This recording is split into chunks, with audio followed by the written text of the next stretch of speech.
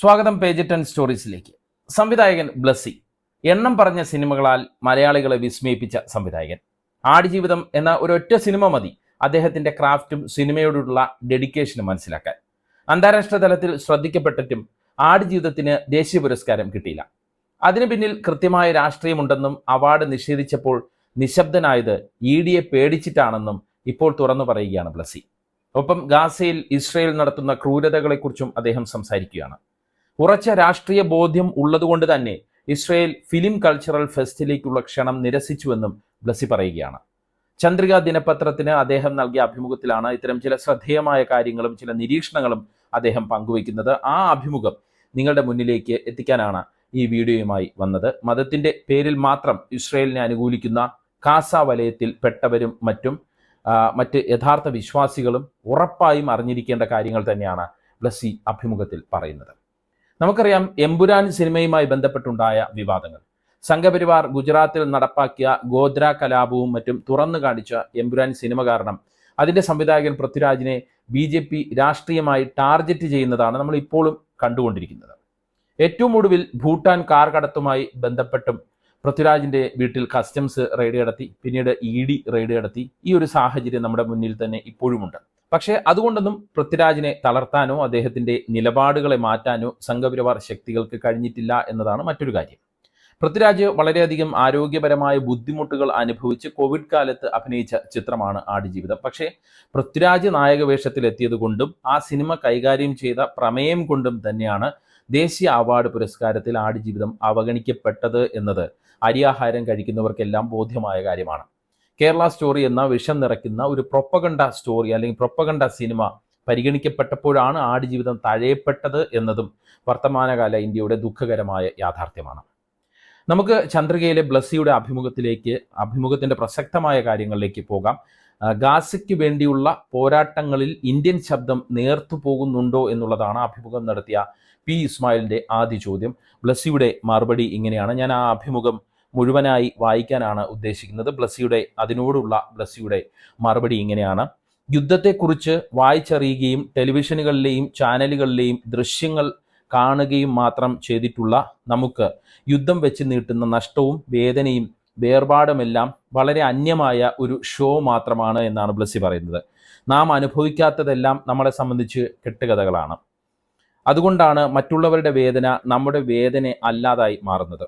യുദ്ധം ഗാസയിലാണെങ്കിലും യുക്രൈനിലാണെങ്കിലും എവിടെയാണെങ്കിലും അതിൻ്റെ രാഷ്ട്രീയം എന്തു തന്നെയാണെങ്കിലും ഇതൊന്നും അറിയാത്തവരുടെ ജീവിതങ്ങളാണ് നഷ്ടമാകുന്നത് എന്ന തിരിച്ചറിവ് ഇല്ലാതെ പോകുന്നു എന്നത് ഏറെ നിർഭാഗ്യകരമാണെന്ന് ബ്ലസ്സി പറയുകയാണ്. പലസ്തീനിലെ യുദ്ധത്തിന് പിന്നിൽ ഒരു വലിയ ചരിത്രമുണ്ട്. അതിൻ്റെ പശ്ചാത്തലവും രാഷ്ട്രീയവും ഏറെ ചർച്ച ചെയ്യപ്പെട്ടതുമാണ്. എന്നാൽ യുദ്ധം ഒന്നിനും സമാധാനമാവുന്നില്ല എന്നത് യാഥാർത്ഥ്യമാണ്. ലോകം ഒരുപാട് പുരോഗതിയിലൂടെ, വളർച്ചയിലൂടെ, അറിവിലൂടെ മുന്നേറുമ്പോഴും മനുഷ്യ മനസ്സുകൾ മാത്രം മാറ്റങ്ങളില്ലാതെ അതിനിഗൂഢമാവുകയും സ്വന്തം നിലനിൽപ്പിനായി സ്വന്തം സമൂഹം, സ്വന്തം ജാതി, സ്വന്തം വർഗം, സ്വന്തം നാട് എന്ന അതിരുകൾക്കുള്ളിൽ ജീവിക്കാൻ പ്രേരിപ്പിക്കുകയുമാണ്. ലോകതലത്തിൽ വർഗീയതയും ആധിപത്യങ്ങളും ഉണ്ടായ ഘട്ടങ്ങളിലെല്ലാം അതിനെതിരെ ശബ്ദമുയർത്താൻ ദൈവദൂതന്മാർ പ്രത്യക്ഷപ്പെട്ടിരുന്നു എന്നാണ് ചരിത്രം നമ്മളോട് സംസാരിക്കുന്നത്. പക്ഷേ ഇന്ന് ഗാസയിലെ അനീതിയോട് വലിയ അകലത്തിലിരിക്കുന്ന നമുക്കിടയിലെ ചെറിയ ശബ്ദങ്ങൾ പോലും ഉച്ചത്തിലാക്കാൻ കഴിയുന്നില്ല. ഭയമാണ് അതിന് കാരണം. ഭരണകൂടങ്ങളോടുള്ള ഭയം, നിലനിൽപ്പിനോടുള്ള ഭയം, സ്വന്തത്തോടുള്ള ഭയം. ഇങ്ങനെയാണ് ബ്ലസ്സി പറഞ്ഞു വയ്ക്കുന്നത്. ആ ഭയം കൊണ്ടാണ് പലപ്പോഴും നമ്മുടെ പ്രതികരണങ്ങൾ നഷ്ടപ്പെടുന്ന സ്ഥിതിവിശേഷങ്ങൾ ഉണ്ടാവുന്നത് എന്ന് ബ്ലസ്സി പറഞ്ഞുകൊണ്ട് മറ്റൊരു പ്രധാനപ്പെട്ട ഒരു പ്രതികരണത്തിലേക്ക് അദ്ദേഹം പോവുകയാണ്. ഞാൻ ഉൾപ്പെടുന്ന കലാകാരന്മാരും പ്രതികരണത്തെ ഭയപ്പെടുകയാണ് എന്ന് അദ്ദേഹം തുറന്നു പറയുകയാണ്. ധൈര്യക്കുറവല്ല, മറിച്ച് ധൈര്യത്തെ മൂടുന്ന ഭയമാണ് പ്രശ്നം. ഗൾഫിൽ നടന്ന സൈമ അവാർഡ് ദാന ചടങ്ങിൽ ബെസ്റ്റ് ഫിലിം ഡയറക്ടർ എന്ന നിലയിൽ പങ്കെടുത്തപ്പോൾ മഹാരാജ എന്ന സൂപ്പർ ഹിറ്റ് സിനിമയുടെ സംവിധായകൻ ഭക്ഷണം കഴിക്കുന്നതിനിടയിൽ എന്നോട് ചോദിച്ചു, നാഷണൽ അവാർഡ് കിട്ടാതെ പോയപ്പോൾ നിങ്ങൾ സോഫ്റ്റ് ആയിട്ടാണല്ലോ പ്രതികരിച്ചത്. അതായത് ആടുജീവിതം സിനിമയെക്കുറിച്ചാണ്. ഞാൻ മറുപടിയായി പറഞ്ഞു, എത്ര ഉറക്കെ സംസാരിച്ചാലും ഒന്നും സംഭവിക്കില്ല എന്നെനിക്കറിയാം. സ്വസ്ഥത നഷ്ടമാവും. EDയുടെ വേട്ടയാടലും പ്രതീക്ഷിക്കാം. ഇങ്ങനെയുള്ള രാഷ്ട്രീയ സാഹചര്യങ്ങൾ മൂലം കലാകാരന്മാർ പോലും മൗനം പാലിക്കാൻ നിർബന്ധിതരാവുകയാണ് എന്നാണ് ബ്ലസ്സി പറഞ്ഞു വെക്കുന്നത്.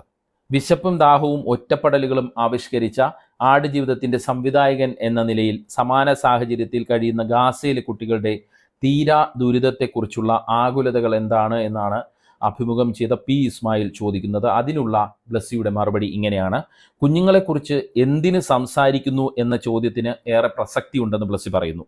എല്ലാ മനുഷ്യരും കുഞ്ഞായി ജനിച്ചു ബാല്യത്തിലൂടെ കടന്നു വന്നവരാണ്. മതവും ജാതിയും രാഷ്ട്രീയവുമെല്ലാം അവനിലേക്ക് വരുന്നത് വളർച്ചയുടെ പ്രത്യേക ഘട്ടത്തിൽ മാത്രമാണ്. അതുവരെയും അവൻ ഏതു മതത്തിലും ജാതിയിലും പെട്ടവനാണെങ്കിൽ പോലും അവൻ്റെ ഉള്ളിൽ അതൊന്നും അറിയാതെ നിഷ്കളങ്കമായി എല്ലാവരെയും ഒരുപോലെ കാണുന്ന തരത്തിലുള്ള ജീവിത രീതിയിലൂടെയാണ് കടന്നു പോകുന്നത്. അങ്ങനെയുള്ള പിഞ്ചു മനസ്സുകളുടെ നിലയ്ക്കാത്ത ആർത്തനാദങ്ങളാണ് 2 വർഷമായി ഗാസയിൽ നിന്നും കേൾക്കുന്നത്. കൊല്ലപ്പെട്ട കുട്ടികളുടെ പേരുകൾ തെരുവുകളിൽ മുഴങ്ങിക്കേട്ടപ്പോൾ ആരുടെ നെഞ്ചൊക്കെ പിടഞ്ഞു? ആർക്കൊക്കെ നെഞ്ചിനുള്ളിൽ കനൽ കത്തി എന്നുള്ളത് ഒരു ചോദ്യമാണ്. വളരെ പ്രസക്തമായ ഒരു ചോദ്യമാണ്.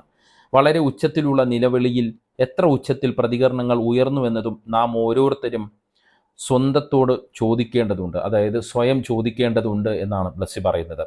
വെടിനിർത്തലുകൾ പല പ്രാവശ്യം ഉണ്ടായതിനു ശേഷവും നാം പാലിക്കുന്ന നിശബ്ദത മൂലമാണ് ഗാസയിൽ കൊലകൾ തുടരുന്നത് എന്നും ബ്ലസ്സി പറഞ്ഞു വെക്കുകയാണ്. അതായത് ലോകത്തിൻ്റെ നിശബ്ദതയാണ് ഗാസയിലെ ക്രൂരത കൂടുന്നതിൻ്റെ കാരണമെന്ന് തുറന്നു പറയുകയാണ് ബ്ലസ്സി.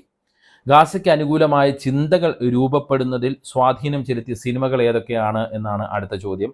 അതിന് അദ്ദേഹം പറയുന്നത് വളരെ വികാരനിർഭരമായ ഒരു മറുപടിയാണ്. ഈ വർഷത്തെ വെനീസ് ചലച്ചിത്രമേളയിൽ സിൽവർ ലയൺ പുരസ്കാരം നേടിയ സിനിമയാണ് the voice of the Hind റിജബ്.